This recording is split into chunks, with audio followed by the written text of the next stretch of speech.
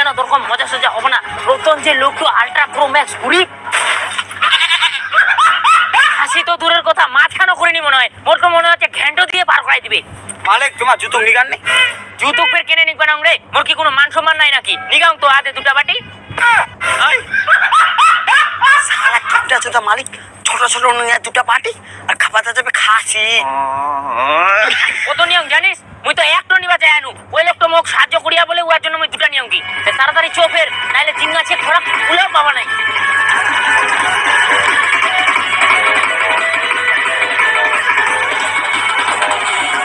ছেলের নাম কি? মেয়ের নাম কি? মেয়ের নাম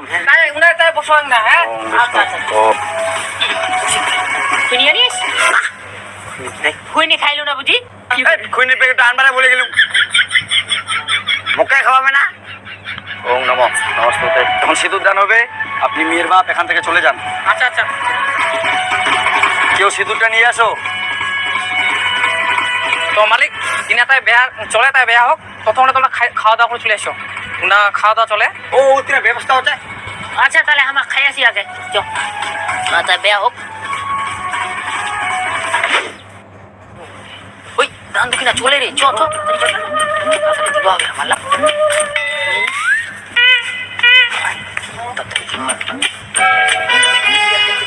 কি করে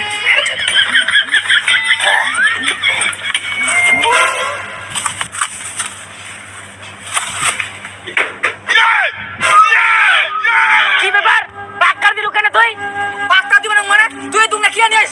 ওটাল খাওয়া বাটি তো কিনা পোচানি খোয়া বাটি মনে হচ্ছে, বলে পোচানি খোয়া বাটি, বলা হাড়িয়া খোয়া বাটি।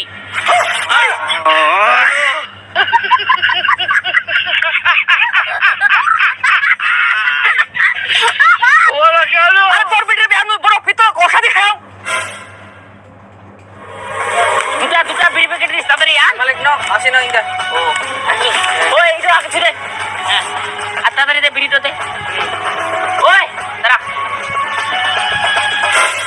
কেরম তে যৌতুক খান পে নীল পুষ্পার অনেকে কথা কয়, খাবার অনেকে কথা কয়, বড় লোক বলে কথা এরকম অহংকার, খালি পুষ্পা খোয়ার টাইম টনে পাই। যেমন কি আর তোর কি কোনো মান সম্মান নাই? মোর পেটের ব্যাপতে দুটা ছোট ছোট বাটি আনিস। মান সম্মান ছে বলে তো দুটা বাটি দি খাই আঙ্গুর রে, নাইলে তো একটা বাটি দি খানো।